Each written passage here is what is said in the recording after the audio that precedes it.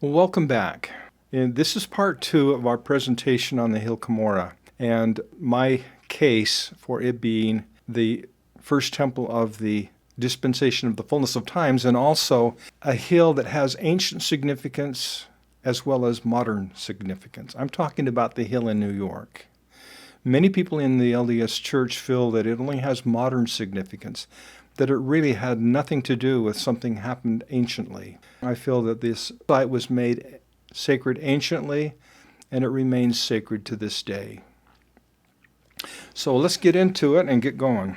Remember, we've gathered a bunch of tools to use, and one of those tools is the tool of connections, making connections, searching for those, not just in the scriptures, in life. I feel like the Lord is giving us connections if we'll see them and if we'll look for them. So I'm going to show you how the Lord actually brought about a 100-year celebration. But then we talk about the 200-year celebration. Remember 2020 was the bicentennial of the first vision, and there was a major celebration. Remember President Nelson promised us that the celebration conference coming up in April of that year would be unlike any other conference, and it truly was.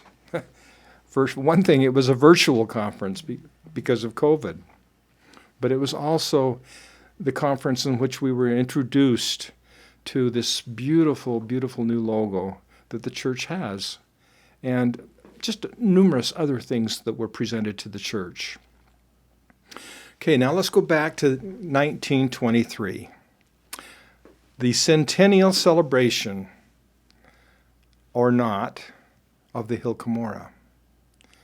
Just like in 1920, there was no celebration. There was no church-wide celebration. Now this takes us back to the conference that I watched in April of this year, 2023. Elder D. Todd Christofferson was giving a talk, and I had already done some research on the hill Cumorah in 1923. No church-wide celebration, but there was something very special that happened. There was an article that was published at BYU about a pilgrimage that took place at the hill Cumorah in 1923. So as we look at this, there was actually a centennial celebration. It was a local event. It was put on by the Eastern States Mission as part of their mission conference. A rather dramatic example of overcoming division is found in our church history. Elder Brigham Henry Roberts, commonly known as B.H. Roberts, born in England in 1857, served as a member of the First Council of the 70, what we refer to today as the Presidency of the 70. Elder Roberts was an able and tireless defender of the restored gospel and of the church in some of its most difficult times. In 1895, however, Elder Roberts' service in the church was put in jeopardy by contention. B.H. had been appointed as a delegate to the convention that drafted a constitution for Utah when it became a state. Afterward, he decided to become a candidate for the United States Congress, but did not notify or seek permission from the First Presidency. Things were a little different then. President Joseph F. Smith, a counselor in the First Presidency, censured B.H. for that failure in a general priesthood meeting. Elder Roberts lost the election and felt his defeat was due in large part to President Smith's statements. He was critical of church leaders in some political speeches and interviews. He withdrew from active church service. In a lengthy meeting in the Salt Lake Temple with members of the First Presidency and Council of the 12, B.H. remained adamant in justifying himself. Later, President Wilford Woodruff gave Elder Roberts 3 weeks to reconsider his position. If he remained unrepentant, they would release him from the 70. In a subsequent private meeting with Apostles Heber J. Grant and Francis Lyman, B.H. was initially unyielding, but love and the Holy Spirit ultimately prevailed. Tears came to his eyes. the two apostles were able to respond to certain perceived slights and offenses that troubled BH, and they left with a heartfelt plea for reconciliation. The next morning, after lengthy prayer, Elder Roberts sent a note to Elders Grant and Lyman that he was prepared to reunite with his brethren. When he later met with the First Presidency, Elder Roberts said, "I went to the Lord and received light and instruction through his Spirit to submit to the authority of God."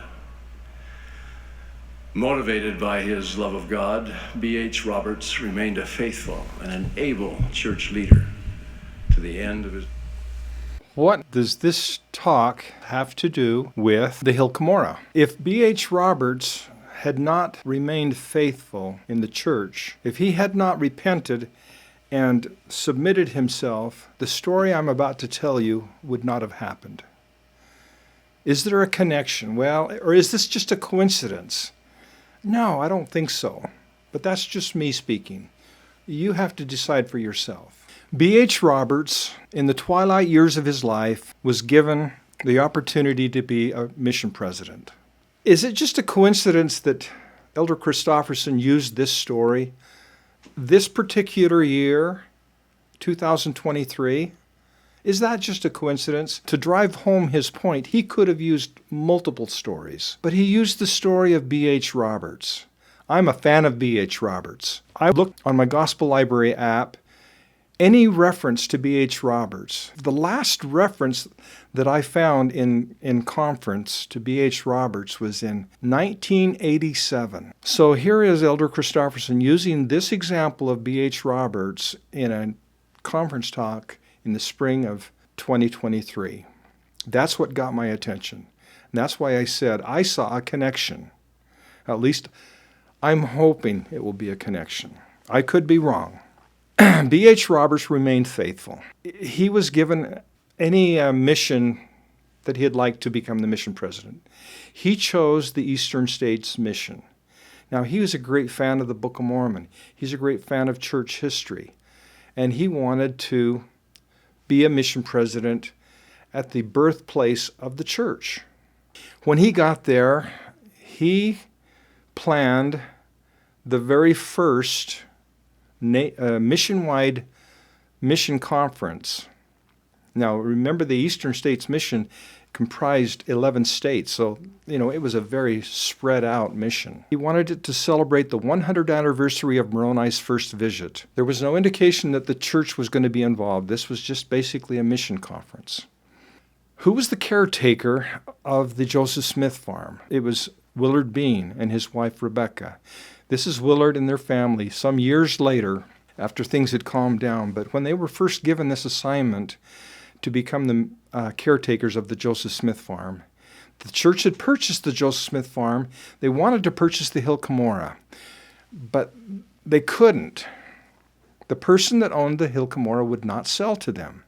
Willard took it on himself to befriend this man, and they became fast friends. They respected each other, and they actually enjoyed being around each other. So when it came time to have the first mission-wide conference, the mission president approached Willard Bean and said, is it possible that we can have part of our celebration at the Hill Cumorah? So he asked his good friend, Finley Sexton, the owner of the Hill, why hadn't the church been able to buy the Hill Cumorah? They wanted to, and they tried multiple times.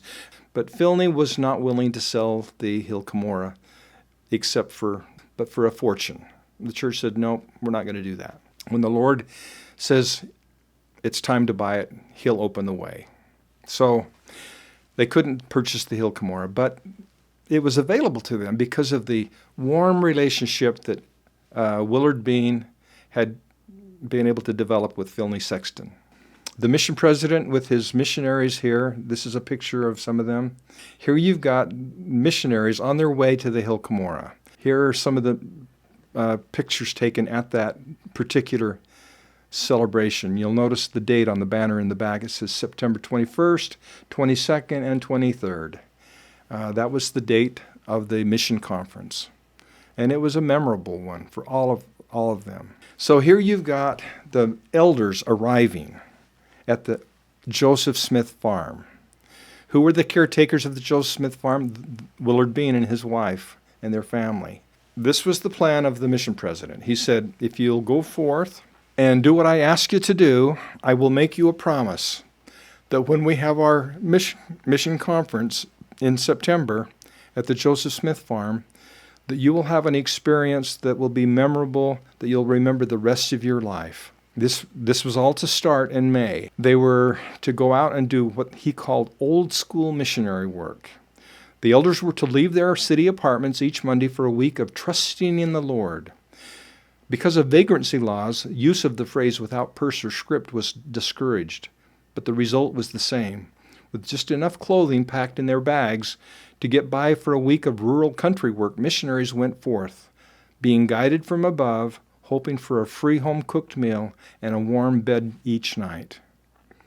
They were going to go forth without any money, hoping that somebody would give them a free meal, some of them would give them a free bed, and then they would return on the weekend. Now, this picture has to do with arrival at the Joseph Smith Farm. Part of the requirement was they were not to arrive before or after September 21st, the date that the conference was to begin.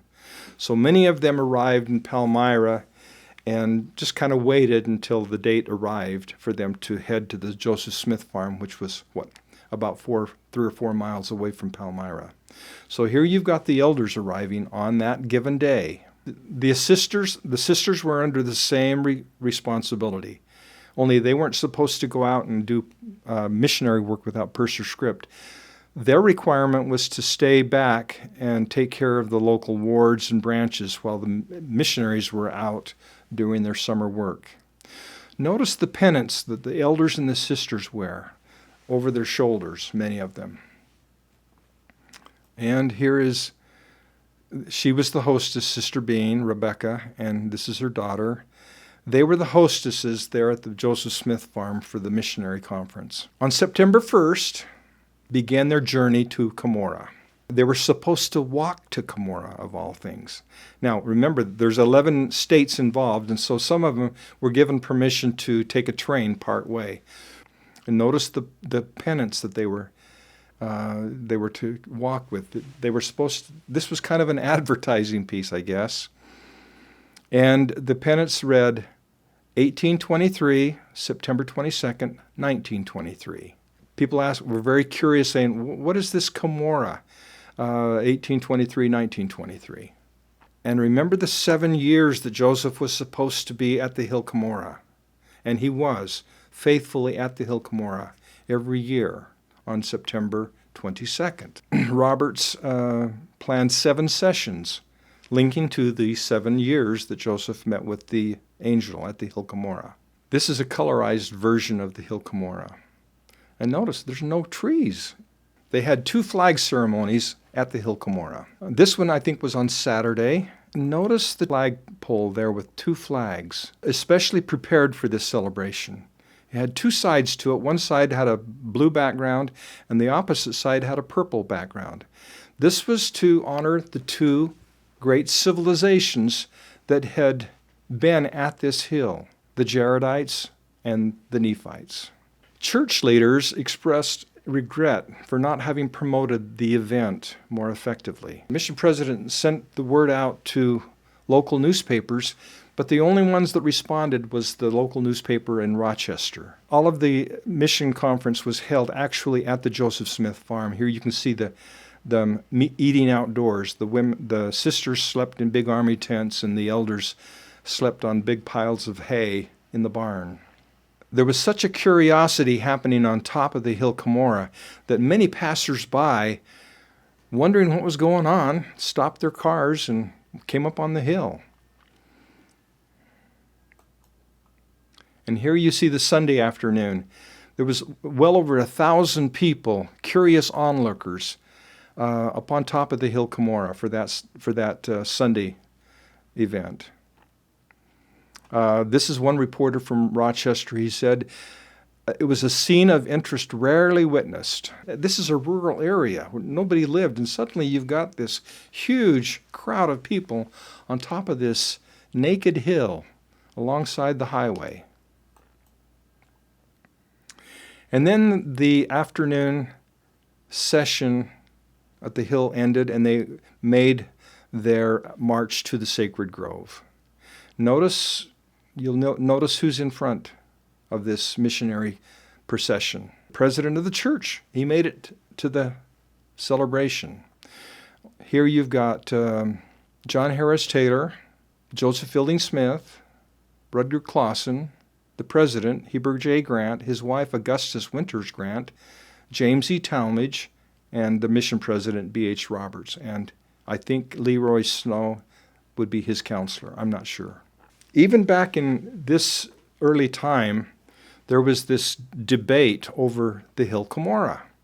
And in part one of this, I mentioned that many people in the church no longer found that the hill Cumorah, or believed that the hill Cumorah was in New York. They felt that the hill Cumorah somewhere in Central America. We just don't know where. Here is a new member of the Quorum of the 12. He happens to also be the church historian.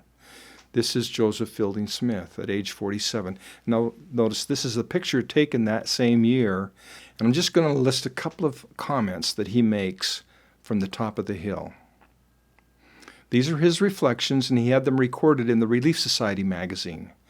He said, "Here assembled vast armies filled with bitterness and bent on destruction." The key word here is here.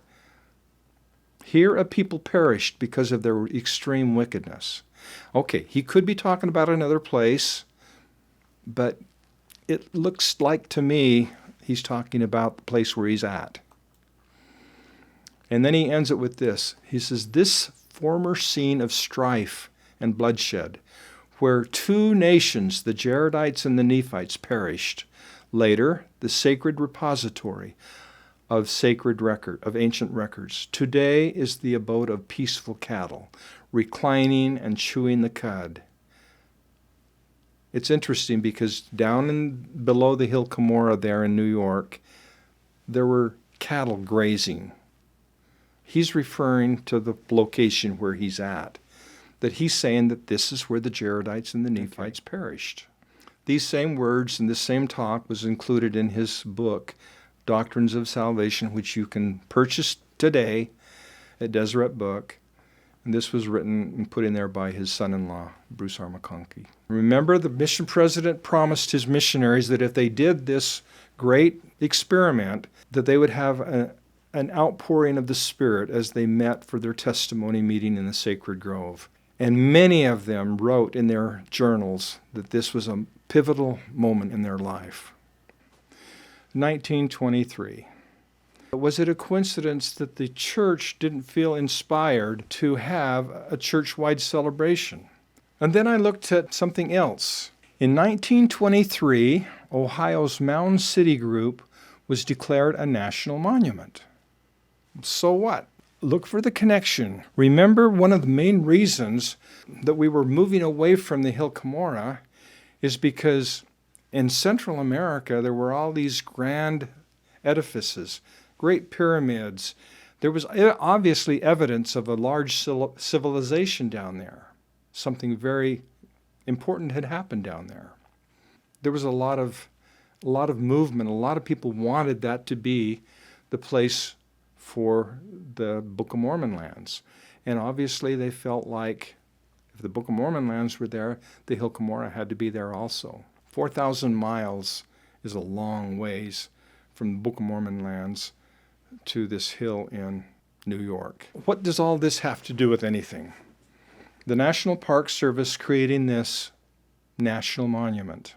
It's not a coincidence in my mind that it happened in 1923. What they were trying to do is they were trying to protect sacred lands that were being destroyed because there was evidence. Students in high school and elementary school that were taught about the Native Americans were not taught about this ancient culture called the Hopewell culture that predated the Native Americans. In fact, it was distinctly different than the Native Americans.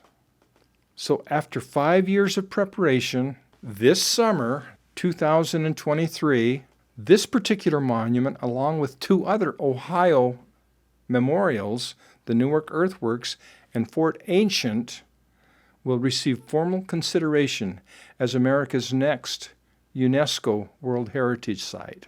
Is this just a coincidence? Well, if it has to do with us, yeah, maybe just a coincidence. But if it has to do with the Lord, he doesn't believe in coincidences, I don't think. And so there's these two important connections. In 1923, the centennial, 2023, the bicentennial. President Trump, during his administration in, I think, 2017 or 2018, he removed the United States from UNESCO. He said, no, we're not going to continue our relationship with UNESCO.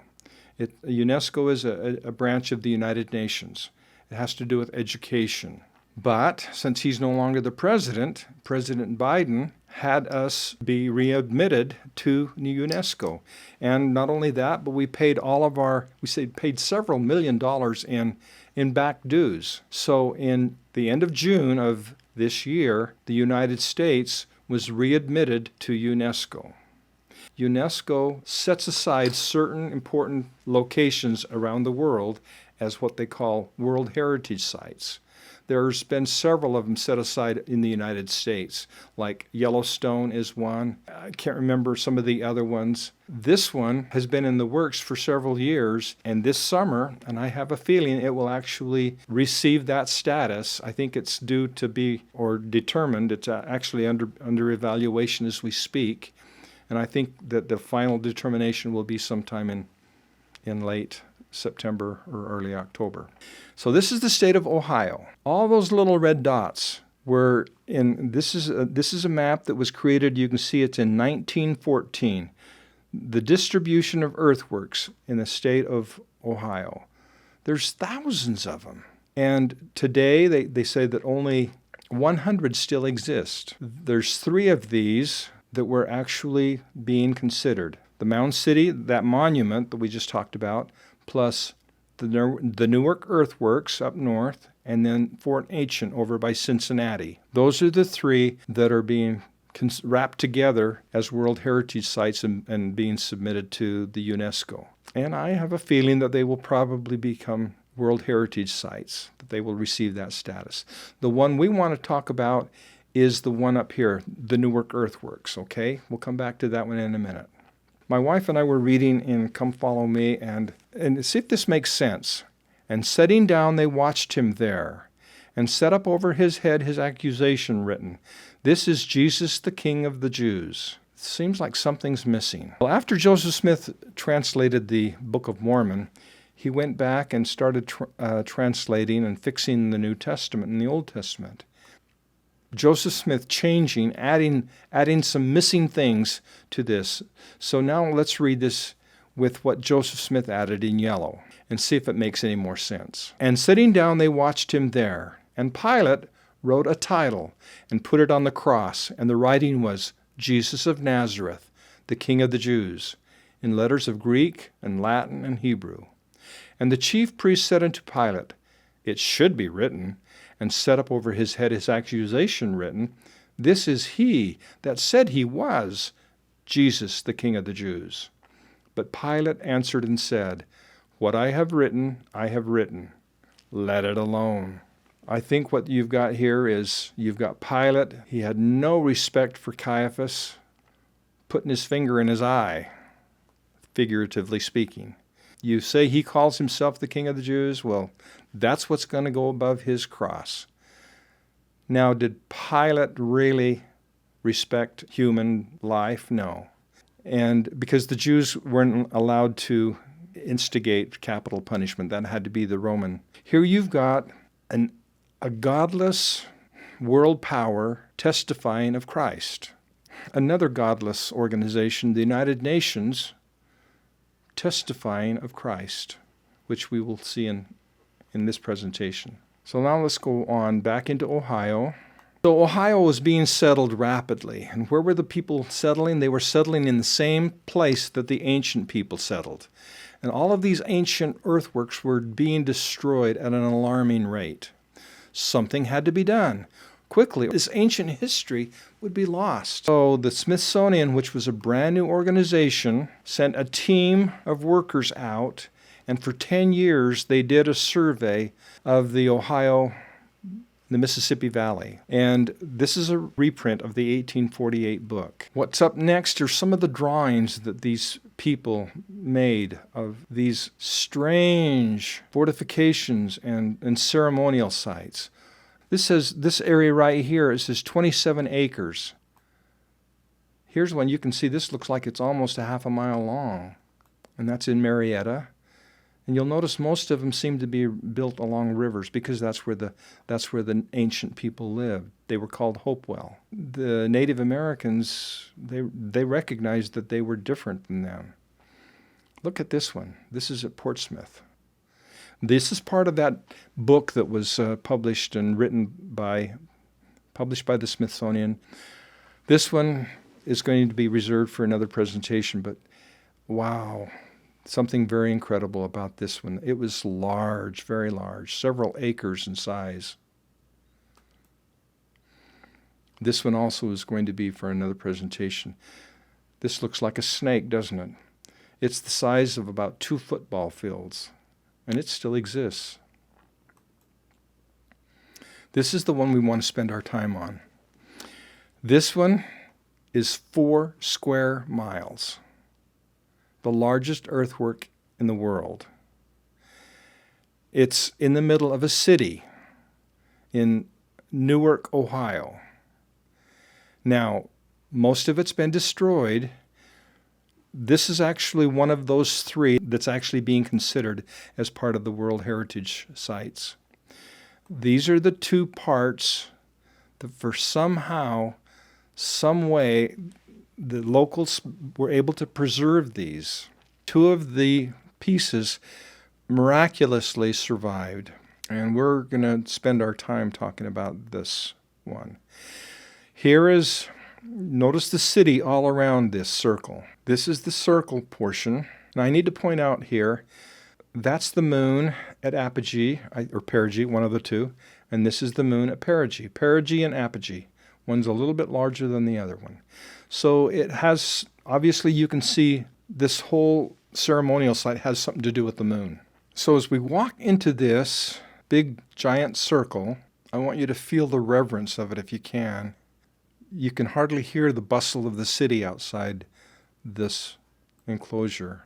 Many of the forts in Ohio had defensive moats, just ditches around the outside because they were defensive forts.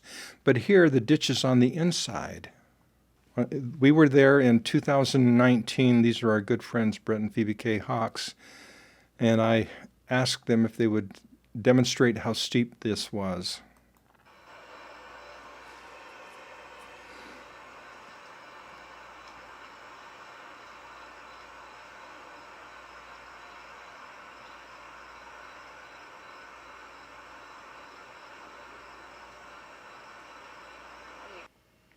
You go across town about 2.5 miles, and you come to another structure that was somehow miraculously preserved.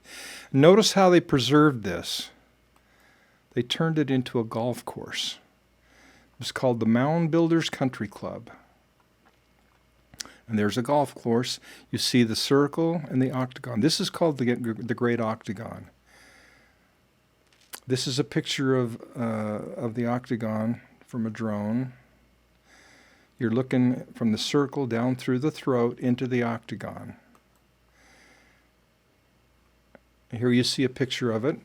And notice its tilt from true north. And that's going to be critical. We'll come back to that. Looking down the throat into the octagon. I've been there a couple of times, and on one of my trips, I was bound and determined to walk around the thing, even though I probably shouldn't have had permission. I didn't ask for permission. But it was right at dusk, and so all the golfers were leaving, and the locals came out. And so here I'm taking a picture of the locals. I'm sure those deer spend their entire life right there in the middle of the city. I mentioned earlier the angle of the octagon. Notice all the lunar alignments. So there's something very important about the moon, and here you've got true north, and you can see why they have this angle. This represents the maximum northern moonrise location. This is what they call the azimuth. In a sextant, an azimuth is the angle from true north. By the way, 51.8 degrees, as you'll learn in one of my next presentations, is what they call the divine ratio. That term divine ratio should hopefully mean something to you by the time we're done. So here you've got the moon. Every 18.6 years, it will arrive at this northern moonrise location. So here they're actually tracking the movement of the Earth. And when it actually reaches this location, it does a standstill. It kind of lingers here for a few months, and then it starts its southern journey. So all of this is going to come into play in another presentation, but I just wanted to show you this is what it's measuring right here. Now we're going to pause that, and we're going to come and remember we've talked about symbols and signs in the heavens and things like that.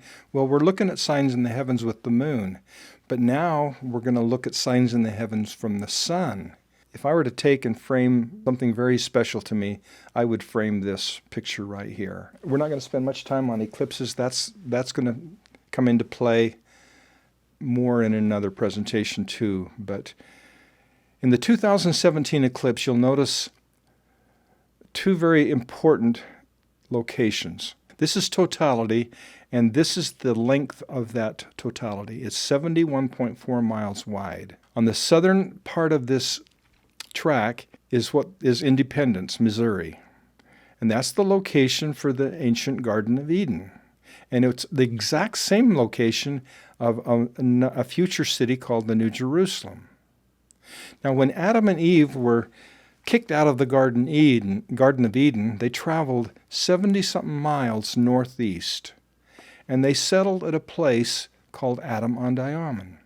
And they stayed at that exact place for 930 years.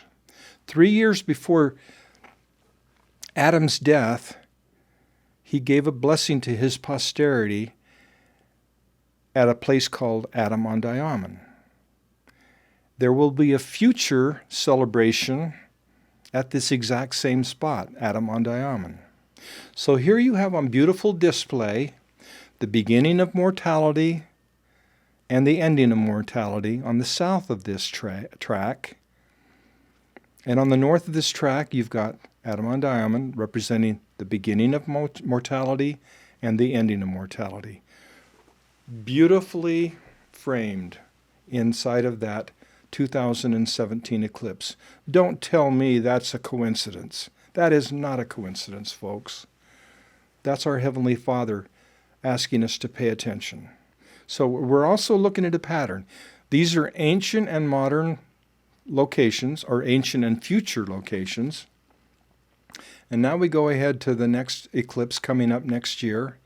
And we have up here in New York, we have Cumorah land. And also down here, you've got Cleveland, not Cleveland, you've got Kirtland next to Cleveland. And what's important about those two? If we're following a pattern, and I'm going to predict that we are, something ancient happened in Cumorah land. Not just something modern, but something ancient. Something ancient happened in Kirtland as something modern. We know that the Kirtland Temple was the first place that the Savior appeared and dedicated his temple. But I'm predicting that we will eventually learn about something ancient that happened in that area of Kirtland also. But I'm also pointing a finger at Cumorah land. Many people feel that, yes, that is the site for where Joseph received the records from the angel Moroni. But I'm saying, because of this eclipse, that that's also something that has a sacred representation anciently. What does the octagon have to do with any of this? Okay, we bring in that angle, and you'll notice on the other side of the world, we're going to get to that in a minute, but on the other side of the world, it's pointing to something. The Great Pyramid of Giza. The Great Pyramid of Giza has something to do with the Great Octagon. The Great Octagon is in Newark, Ohio, which is just east of Columbus. Now, questions. Did the Lord want them to build this ceremonial structure at that location? Why couldn't they have built it anywhere else? If they would have built it anywhere else, look at this. If they would have built it over here, near Pittsburgh, or near in Pennsylvania, Philadelphia, would there be an alignment with the Great Pyramid? No. And more importantly, there wouldn't be an alignment with Cumorah land either. If they built it anywhere else, there would be no connection. It had to be built on that alignment right there. Not only to go through, you'll notice it goes through Cumorah land, but it also goes through Egypt. What does Egypt have to do with Ohio? Now, I'm going to stick my neck out again and say, I don't think the ancient people built this to make those connections. I honestly feel they built it at this location to track something else. I think that they built it to track the coming of the Savior to the Nephites. The first coming. The tracking of and documentation for the first coming of Jesus Christ to the Nephites. That will be an incredible presentation. So come on back for that one. Many people, I'm one of them, don't give much credence to Egypt as it has to do with Jesus Christ and the gospel. But just stop and think for a minute. How many prophets resided in or had connections with Egypt? Individuals that had something to do with Egypt. Remember when Christ was taken into Egypt by his parents, his flight into Egypt. Joseph meets his father Jacob. So Israel, long time in Egypt. Abraham and Sarai, they spent time in Egypt. Young Moses in Egypt. So you've got these personalities that have these connections with Egypt. We're going to start making some connections with Egypt. Now, what you're looking at here is a demonstration with Google Earth. We're going to make that connection with Egypt right now. Okay, you see here the city of Columbus, Ohio, and to the east, you see that pin in the map? That's Newark, Ohio. And as we drill down to Newark, you'll see that great octagon. First of all, here to the right, you'll see the circle, and then you'll see the great octagon. The pin is located in the circle of the octagon. Notice the golf course there. So we've tried to center the pin right in the center of that circle, and we're going to try to make a connection. So I recommend you do this. Download Google Earth. It's free. You can even do it on your phone, but it's probably better on a computer. Now see, we've made this connection with the Pyramid of Giza. We're going to see how close we are and how the alignment happens. We're going to have to go over to the other side of the earth, and we're going to see what kind of an alignment we're coming up with. You couldn't do this 50 years ago, folks, but every single one of us can do it on our cell phones. Okay, we're coming in. You see that gray area? That's Cairo. And just on the outskirts of Cairo, you've got these great pyramids. And the one that we're looking for is the Pyramid of Giza. There it is, coming in, coming down. Look, here we go. Look at that. Look at that. Look at that. Corner to corner with the Great Pyramid of Giza. If you were to take that octagon and move it 100 yards to the left or 100 yards to the right, would there be a connection? No, there would be no connection. That's absolute precision from 6,000 miles away. But look what else it's doing. It's going right through Cumorah land. Remember, I didn't say Cumorah, I said Cumorah land. Now we're going to go into we're going to zoom in on Cumorah land. So here's the track between the Octagon and the Great Pyramid of Giza, and notice that it goes right through Cumorah land. The church organization site, it's 9 miles from the church organization site. It's 8.4 miles from the Hill Cumorah, and it's 10.8 miles from the Sacred Grove. And what else is in that area? I think there's Hill Shim. I don't know where that would be, but there's also the Final Battles. All of those are right there. So we come back to the Hill Cumorah. And now we go ahead 95 years. And something happened in the year 2018. Remember, you've had these two views of Cumorah. They're kind of on a collision course. And I think the collision course happens this year.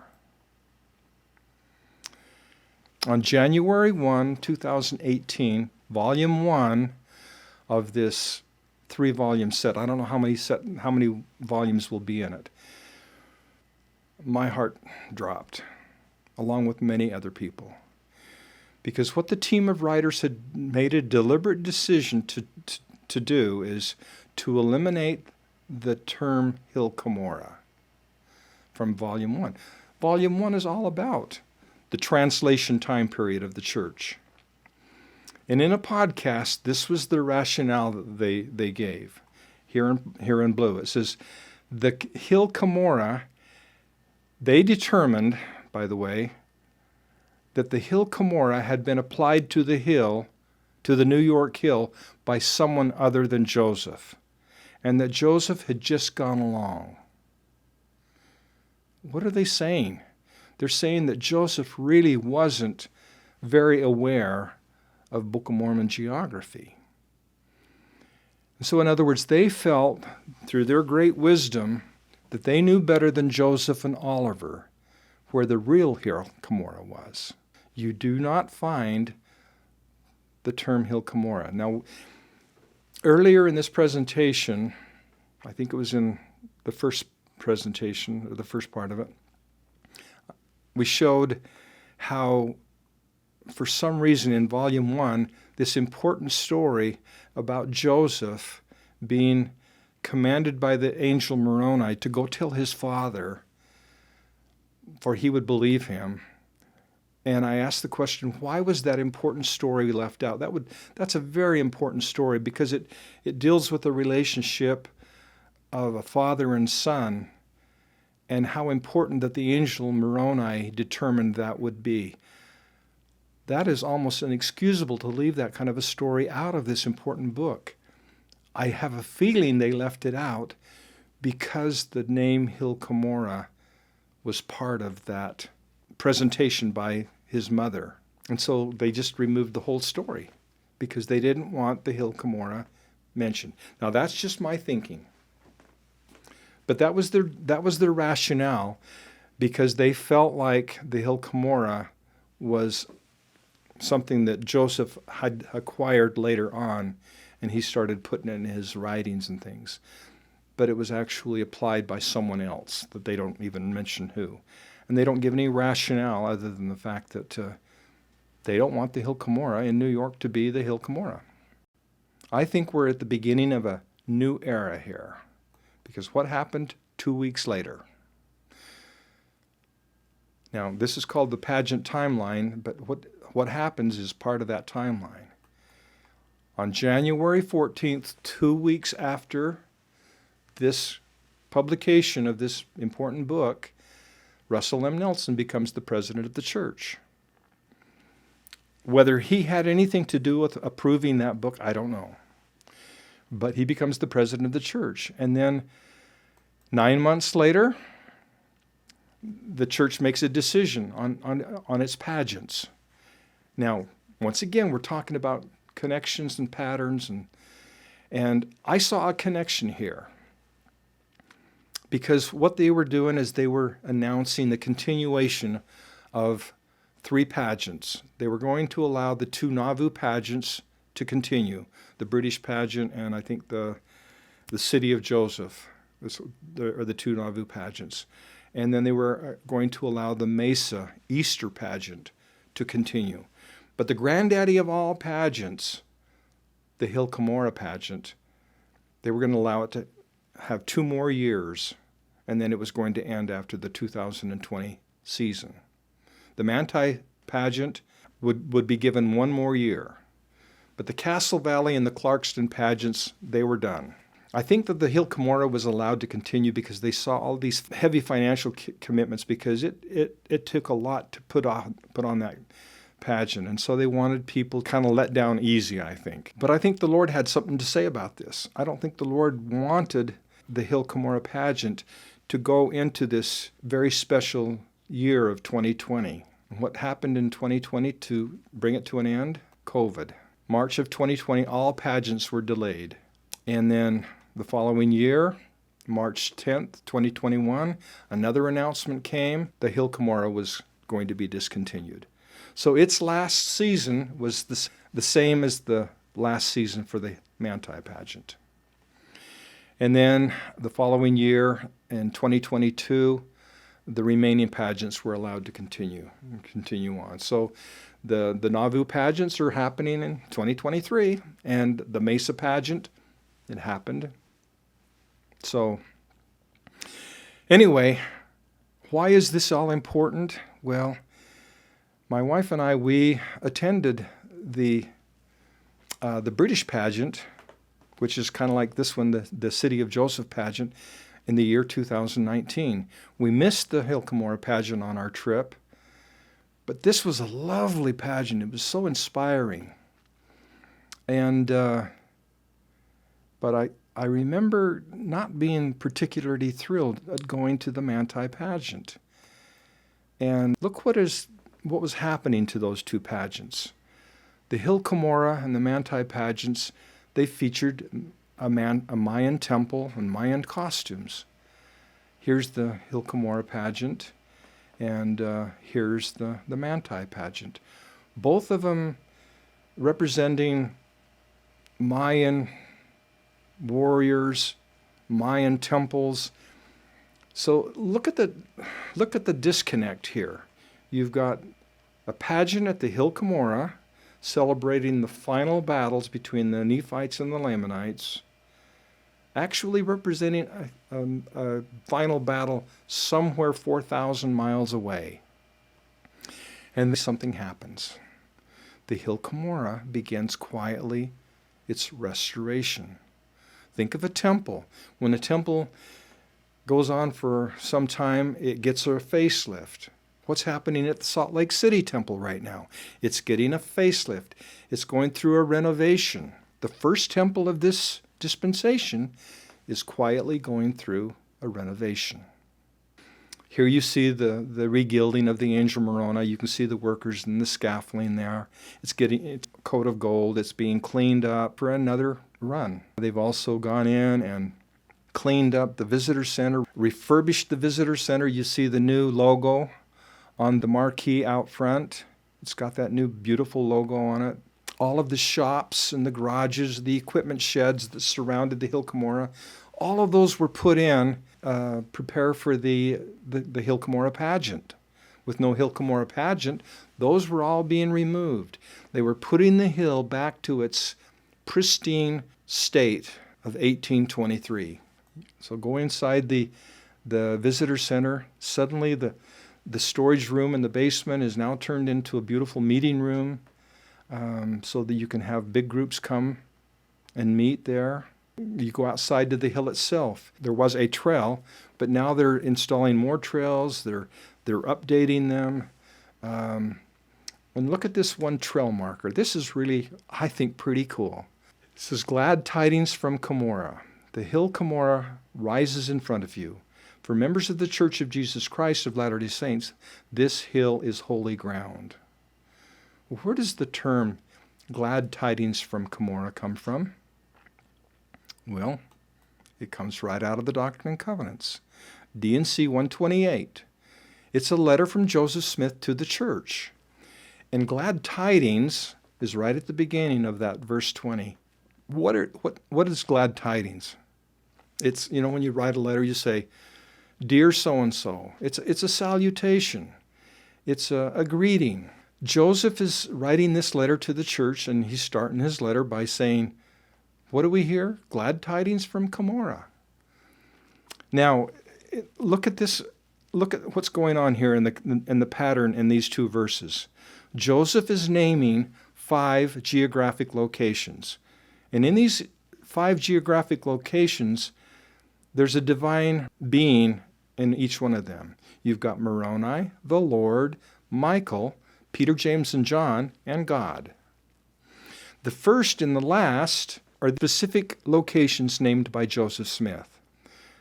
Cumorah and the chamber of Old Father Whitmer. The other 3 are general representations. Let's drill in on Cumorah. Okay, glad tidings from Cumorah. Now, according to the authors of that volume 1, Joseph should have said, glad tidings from a hill in New York. But he didn't. He said, glad tidings from Cumorah. Was Joseph just capitulating to the term that other people had brought up? Or was he being obedient to the Lord and to Moroni? I think he's naming the hill the way it was supposed to be named, the way that Moroni named it when he first visited Joseph Smith in 1823.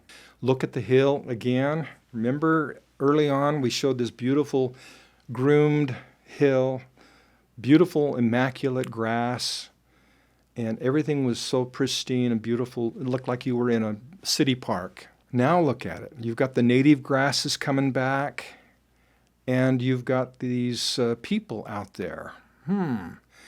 These are the missionaries from the Syracuse, New York mission. Tree seeds on the hill, and those will grow up into the next generation of hardwood, old growth forest on the hill Cumorah. This hill was originally forested before about 200 years ago. Now we're trying to return it to its original state. We are planting walnut, maple, and oak trees. We're trying to replicate what's known as an old growth forest. Experience the hill in a reverential and contemplative manner, much like Joseph Smith would have experienced it in the 1820s. It was forecasted to rain all day, but we've been blessed. We've just had beautiful weather, and as you can see, the missionaries are working really hard. It's a wonderful day. I'm so excited to be planting the hill Cumorah. We take these sticks, and we stick them in the ground, and we make a little hole like that, and then we put a seed in the hole so that the tree will grow, and then we just go like that, and cover it up, and then the tree will grow. So the trees that we're passing through, the conifers, are the ones that the missionaries almost 100 years ago planted under the direction of Willard Bean. A once in a eternity opportunity, possibly. Missionaries are so full of goodness. They radiate goodness, and when they gather, there's just this wonderful energy and love that's here. So we won't be here in 30, 40 years when those trees are all grown? I wonder how many of these missionaries will have kids who will serve here, who will come here, and how many missionaries will come back with their families and be able to tell the story of the day that they were here planting seeds. I think that's very representative of the work they do as full-time missionaries, teaching the gospel, planting seeds. Sometimes we harvest and we teach and baptize right away. Other times it takes years or decades to see the results of our labor.